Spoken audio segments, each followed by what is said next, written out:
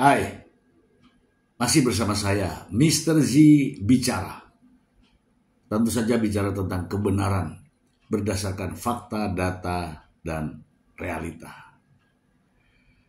Mungkin ya, banyak daripada teman-teman tidak mengetahui ini. Ya, simak baik-baik. Mengapa ya tiba-tiba kala itu ya Baim Wong konferensi pers tentang gugatan cerai ke Paula Verhoeven di Pengadilan Agama Jakarta Selatan. Mungkin Anda hanya tahu ketika itu. Tapi sebelumnya, tahukah Anda sebenarnya yang berencana menggugat cerai itu adalah Paula Verhoeven? Ya, mungkin Anda masih ingat ya ketika Paula Verhoeven berkonsultasi dengan seorang pengacara wanita, Anna Sofia Yuking. Masih ingat ya? Masih ingat. Nah, dari situ sebenarnya Paula Verhoeven sudah mengungkapkan semua keinginannya. Namun Anna Sofia Yuking mengatakan, jangan dulu, kalau bisa diperbaiki. Bagaimana cara memperbaikinya? Gitu kan? Tanya Paula. Coba luangkan waktu untuk berangkat umroh. Berdoa di sana. Oke ya, ini informasi penting. Benar atau tidak, yang jelas Paula Verhoeven telah berkonsultasi kepada seorang pengacara yang bernama Anna Sofia Yuking. Namun apa yang diungkapkan, apa yang diceritakan Paula Verhoeven kepada Anna Sofia Yuking ini tidak sampai ke media. Namun sudah sampai ke telinga Baim Wong. Oke, sampai di sini dulu. Ya, jika Anda penasaran, silahkan Anda cari informasinya dan urut-urutkan. Ketika mendengar informasi itu, Baim Wong nampak begitu gundah. Benar, gundah. Coba ya, Anda simak baik-baik pada saat Baim Wong pertama kali menggelar jumpa pers. Berikut ini. Ya. Assalamualaikum warahmatullahi wabarakatuh dan selamat sore. Terima kasih rekan-rekan semua. Saya informasikan bahwa Muhammad Ibrahim alias Baim Wong pada hari Senin telah mendaftarkan gugatannya ke Pengadilan Agama Jakarta Selatan terkait dengan gugatan cerai talak terhadap istrinya yang bernama Paula. Apa yang menjadi persoalan? Ini saya ibaratkan pagar makan tanaman. Itu dia punya judul cerita. Jadi bagaimana, seperti apa kejadiannya, karena ini sesuatu yang cukup pribadi, biar yang bersangkutan yang menjelaskan. Mungkin begitu, baik bisa sampaikan seperti apa sebetulnya. Aduh.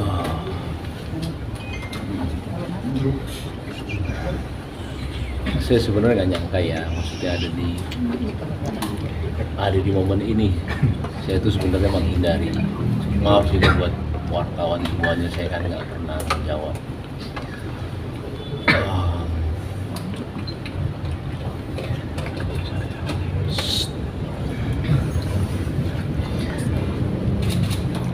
sebenarnya posisi saya itu sulit.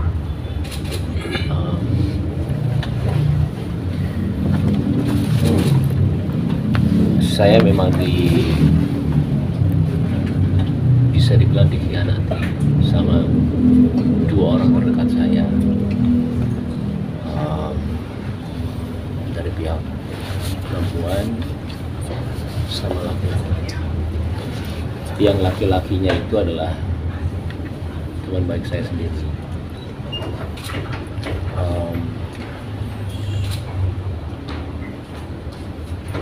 Sebenarnya hari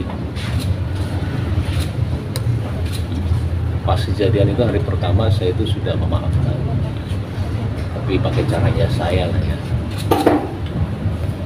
Dan saya nggak nyangkanya ketika saya mengetahui ada telepon laki-laki itu diganti sama pihak wanita dengan nama laki-laki. Ya, kalian semua juga laki-laki ya. Ketika ada di posisi itu, berat sekali untuk memaafkan. Karena maaf, saya tidak tahu mereka itu ngapain. Saya juga tidak mau suzon, cuman dari rantai semua itu, karena ini sudah 1 tahun ketidakjujuran itu ada. Saya sendiri juga kadang-kadang suka nggak percaya, jangankan kalian, saya juga nggak percaya apa yang terjadi sama saya. Karena saya selama ini cuman menahan semuanya selama 1 tahun. Saya karena anak saya.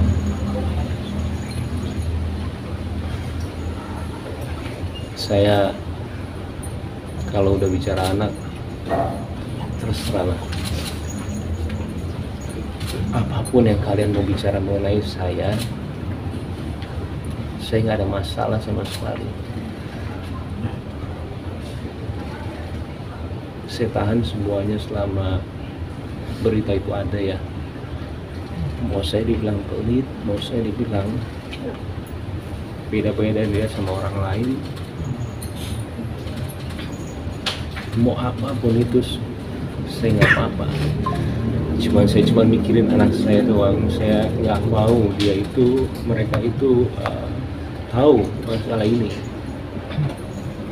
Cuma sama kesini itu semua ketidakjujuran itu ada terus dan tambah. Sampai yang nggak ini sendiri ya, maksudnya nggak percaya. Saya tuh mau menyelesaikan secara baik-baik, cuma nggak bisa. Kalaupun saya maaf ya, kalaupun saya bicara yang mau cari panggung, itu adalah momen saya ketika kejadian itu ada. Saya kasih tahu aja sama kalian semua. Saya mungkin dipuja-puja sama semua orang ya. Apalagi kalian ada yang bilang juga kalau saya tidak setuju kalau dia itu pakai hijab. Malah saya mau dia pakai hijab. Pakainya hijab dia itu berbarengan bulannya dengan permasalahan ini. Saya itu juga cuma berdoa mudah-mudahan dapat hidayah, mudah-mudahan kasih jalan yang benar, itu aja. Saya nggak mau ada dendam sama dia sebenarnya.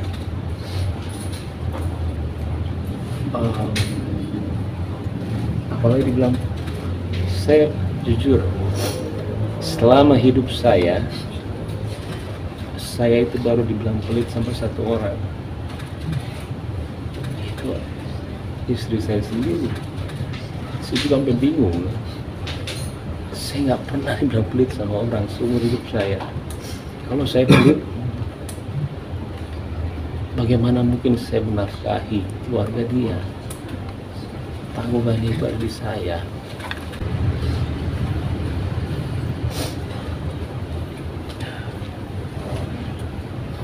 Dan sebenarnya saya juga bingung ketika pembicaraan, maaf banget, harta gonogini gini itu ada sebelum kita perceraian. Itu karena saya juga menanyakan buat apa membicarakan harta gono gini? Kayak kita belum cerai. Saya itu nggak pernah ngecek handphone istri saya karena saya sangat percaya sama dia. Sekalipun saya nggak perlu. Oke ya, Anda sudah mendengarkan ya, Anda sudah mendengarkan bahwa ada kalimat nih. Kita kan belum bercerai, kenapa mesti menanyakan harta gono gini? Pertanyaannya, siapa yang menanyakan? Paula Verhoeven. Paula Verhoeven sebenarnya mohon maaf ya, sudah kepikiran ke situ. Tapi Mbak Im Wong ini tidak mau, bahasanya ya, tidak mau kalau diceraikan sama istri. Sehingga inilah yang terjadi, yang seperti Anda dengarkan ramai sekarang ini. Kalimat gono gini yang diungkapkan oleh Mbak Im Wong tadi itu menunjukkan bahwa ada rencana yang disampaikan pihak Paula Verhoeven untuk segera bercerai. Oke ya, sampai di situ ya. Tapi Paula Verhoeven masih menunggu situasi karena dia minta petunjuk. Siapa tahu masih ada jalan yang terbaik. Tetapi mendengar kalimat ini, Mbak Im Wong tidak mau kalah. Dia harus berkonsultasi dengan orang yang paham hukum. Dan bertemulah dengan Fahmi Bahmid. Dan akhirnya secara tiba-tiba menyampaikan konferensi pers bahwa dia menggugat cerai Paula Verhoeven. Apakah Paula kaget? Tidak. Kenapa? Karena Paula sebenarnya sudah merencanakan ini jauh sebelumnya. Ya, seperti diketahui bersama pada bulan November 2023, kemudian sampailah pada puncaknya di bulan April 2024, sehingga Paula Verhoeven sudah berkonsultasi dengan seorang pengacara yang paham hukum, Anna Sofa Yuking, ya kan? Namun tidak sampai ke media ini teman-teman, tidak sampai ke media, hanya Paula Verhoeven dan Anna Sofa Yuking yang tahu. Nah, dalam perjalanan untuk memperbaiki perkawinannya itu, tiba-tiba Mbak Im Wong tidak mau kalah start. Langsung dia konferensi pers dan menggugat cerai. Bagaimana caranya supaya bisa mendapatkan hak asuh anak? Inilah semua skenario. Percaya atau tidak? Ya, urutannya sudah jelas. Ya, urutannya sudah jelas. Oke, teman-teman. Disinilah sebenarnya awal mula persoalan gugatan cerai. Sebenarnya Paula yang akan menggugat cerai. Tetapi karena nasihat-nasihat dari sang pengacara hingga tertahan, dan akhirnya Mbak Im Wong tahu ini, tidak mau kalah setar. Gitu ya, sampai di sini dulu. Mengapa Mbak Im Wong takut didului oleh Paula Verhoeven? Mengapa? Kalau ini netizen sudah pada tahu nih. Banyak dugaan bahwa Mbak Im Wong mengalami NPD. Apa itu NPD? Ini saya sebutkan ya. Ada narsisme, ya, personality disorder, ya, disorder ya. Artinya apa? Ada sindrom ketakutan karena narsis. Benarkah demikian kan gitu ya? Saya bacakan untuk Anda dulu ya. Saya bacakan untuk Anda dulu gejala orang kena NPD. Ya, saya bacakan. Ada 5 gejala gangguan kepribadian narsistik yang tak disadari. Narsistik ya. Kamu mungkin sudah sangat sering mendengar istilah narsis. Biasanya istilah tersebut ditujukan pada orang yang suka mengambil foto dirinya sendiri alias selfie atau minta tolong orang lain. Ya. Sebenarnya bila masih dalam tahap wajar, sifat narsis sebenarnya tidak masalah dan cenderung dimiliki semua orang. Namun kadar narsis yang sudah terlalu berlebihan bisa jadi pertanda gangguan kepribadian narsistik. Gangguan kepribadian narsistik atau Narcissistic Personality Disorder (NPD) adalah kondisi mental di mana seseorang memiliki perasaan yang berpusat pada kepentingan dirinya sendiri. Orang yang memiliki gangguan kepribadian tersebut juga biasanya memiliki kebutuhan untuk diperhatikan dan dikagumi, serta kurang bisa berempati terhadap orang lain. Satu-satu ya. Namun di balik rasa percaya diri yang berlebihan, orang dengan NPD sebenarnya memiliki perasaan yang rapuh dan rentan terhadap kritik sekecil apapun. Sayangnya, tidak semua menyadari gangguan kepribadian tersebut. Berikut ini adalah gejala-gejala kepribadian narsistik yang sering kali tidak disadari. 1. Sangat reaktif terhadap kritik. Orang dengan gangguan kepribadian narsistik cenderung sangat reaktif terhadap kritik atau apapun yang dianggap atau ditafsirkan sebagai evaluasi negatif terhadap kepribadian atau kinerja mereka. Inilah mengapa ketika orang NPD diajukan pertanyaan yang mungkin mengharuskan ia untuk mengakui kekurangan atau kesalahannya, ia akan cenderung berbohong, dengan cepat mengganti subjek pembicaraan atau memberi jawaban yang tidak sesuai dengan pertanyaannya. Oke. 2. Memiliki tingkat keamanan diri yang rendah. Kondisi mental orang dengan gangguan kepribadian narsistik memang sedikit rumit. Dari luar, harga diri mereka tampak lebih tinggi dan lebih terjamin daripada orang lain. Selain itu, mengingat sifat mereka yang cukup ambisius, tidak jarang orang dengan NPD mendapatkan posisi kekuasaan yang cukup tinggi serta kekayaan yang berlimpah. Namun, bila diamati lebih dalam lagi, di balik permukaan status sosial, politik, atau ekonomi yang tinggi tersebut, orang dengan NPD sebenarnya memiliki tingkat rasa tidak aman yang sangat tinggi.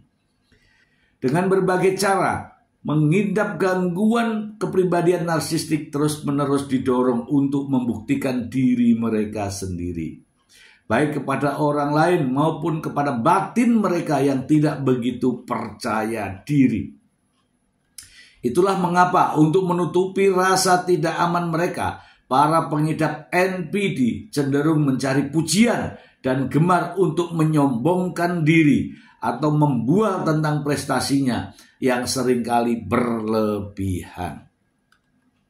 3. Mau menang sendiri dan defensif. Dibutuhkan upaya besar untuk melindungi ego yang tinggi, tetapi sebenarnya rapuh tersebut sehingga sistem pertahanan orang-orang dengan NPD dapat dengan mudah keluar. Seperti yang sudah disebutkan sebelumnya, orang dengan NPD yang sangat reaktif terhadap kritik, tetapi pada kenyataannya perkataan atau tindakan apapun dari orang lain yang mereka anggap mempertanyakan kompetensinya dapat mengaktifkan sistem perlindungan diri mereka yang kuat. Itulah mengapa dalam sistem yang menantang, orang-orang dengan NPD seringkali tidak mau kalah dan sangat sulit untuk mengucapkan maaf untuk pelanggaran yang mereka buat. 4. Mudah marah atau meledak bila menghadapi sudut pandang yang berbeda. Faktanya, karakteristik ini sangat umum pada orang-orang gangguan kepribadian narsistik dan gangguan kepribadian ambang. Kedua gangguan kepribadian tersebut biasanya bereaksi dengan emosi yang memanas. Ketika orang lain membawa rasa tidak aman terdalam, mereka terlalu dekat ke permukaan. Alasan mengapa mereka marah biasanya karena saat itu ia mengeluarkan emosi kecemasan atau rasa malu yang jauh lebih menyakitkan yang mereka simpan di dalam hati. Jadi mereka mengalihkan perasaan malu atau beberapa luka atau trauma masa lalunya dengan amarah. 5. Merendahkan orang lain.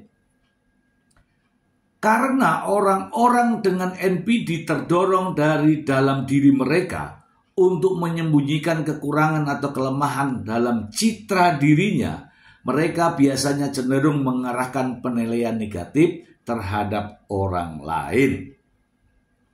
Cenderung mengarahkan penilaian negatif terhadap orang lain. Jadi salah satu cara yang paling dapat diandalkan bagi orang-orang yang memiliki gangguan kepribadian narsistik untuk merasa baik tentang diri mereka sendiri dan aman adalah merendahkan orang lain. Mereka akan fokus pada kelemahan orang lain entah benar atau tidak, daripada mengakui dan menerima kata sepakat. Ya.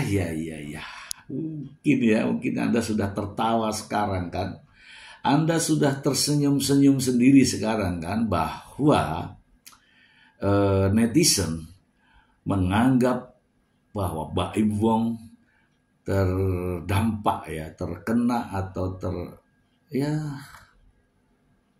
memiliki NPD, Narcissistic Personality Disorder. Benarkah demikian? Silakan Anda yang menilai. Saya ingin membacakan satu lagi untuk Anda. Anda pasti bilang, oh pantas gitu kan? Saya bacakan dulu untuk Anda ya. Satu dulu ini ya.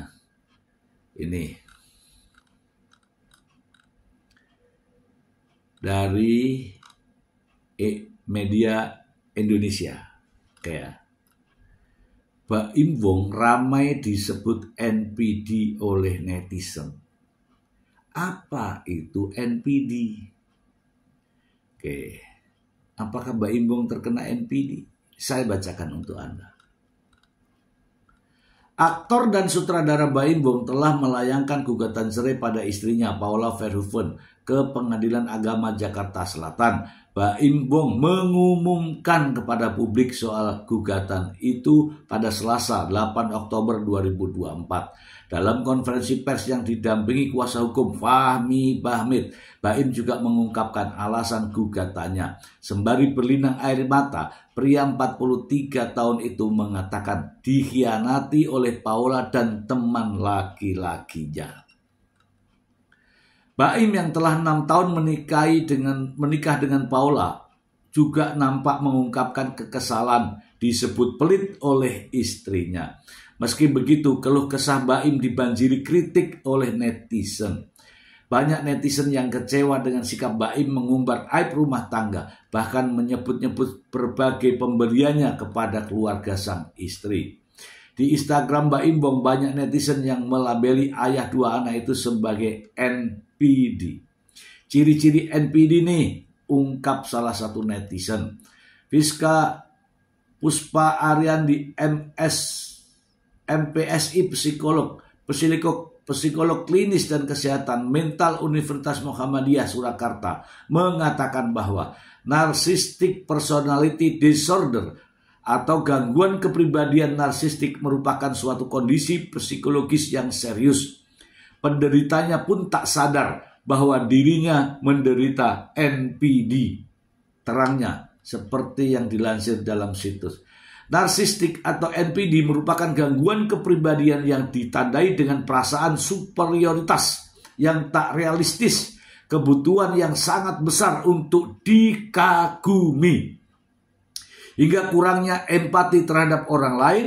Orang dengan kepribadian NPD sering merasa dirinya lebih baik daripada orang lain, hingga berhak mendapatkan perlakuan istimewa tanpa alasan yang jelas.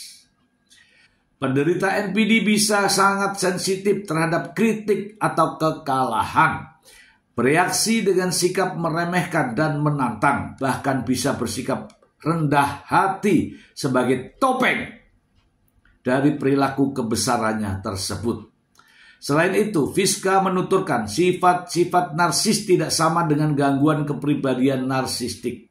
Seseorang dapat dikatakan sebagai gangguan NPD jika sifat-sifat narsis tersebut maladaptif, menyesuaikan diri yang negatif, persisten, dan menyebabkan gangguan fungsi secara psikologis dan signifikan.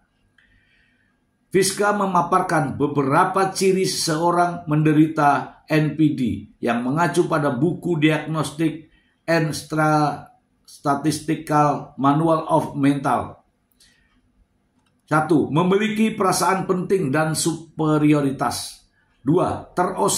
Terobsesi dengan fantasi kesuksesan, kekuasaan, kecerdasan, dan kesempurnaan.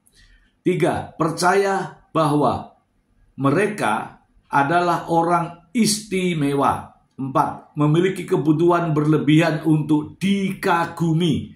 5. Memiliki harapan untuk selalu diperlakukan istimewa. 6. Menyalahgunakan orang lain untuk mencapai tujuannya sendiri.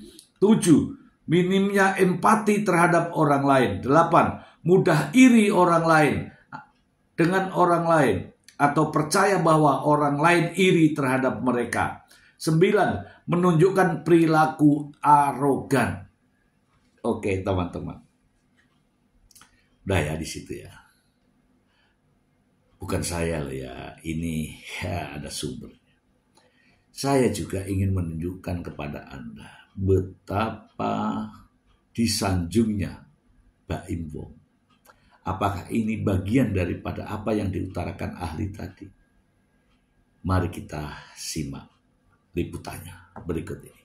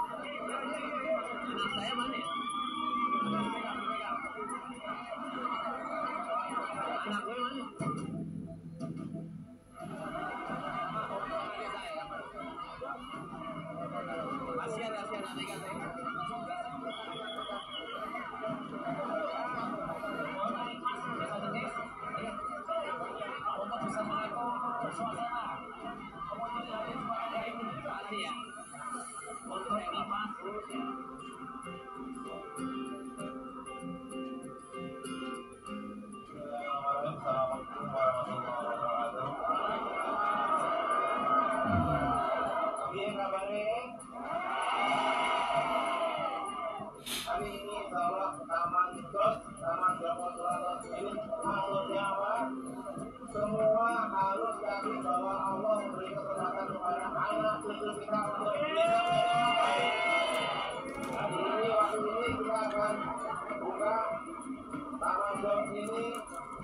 dan semuanya harus membagikan bahagia dengan bersyukur. Kita buka dengan ucapan Bismillahirrahmanirrahim. Kita foto bertiga. Bismillahirrahmanirrahim.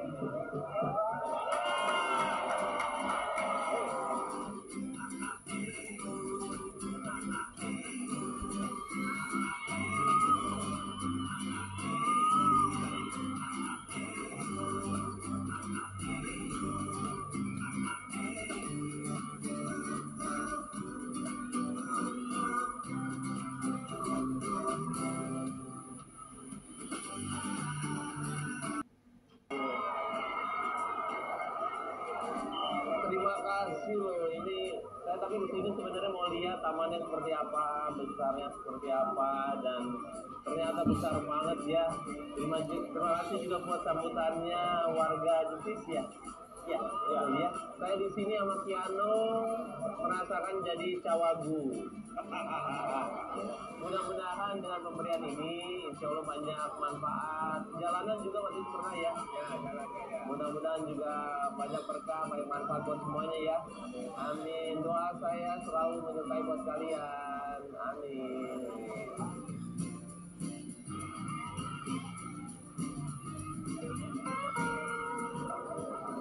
Ya, yuk, ya, kita sana dulu. Pak, iya Pak, siap. Nah, Assalamualaikum warahmatullahi teman-teman, wabarakatuh. Bismillah. ada yang tersenyum-senyum sendiri nih.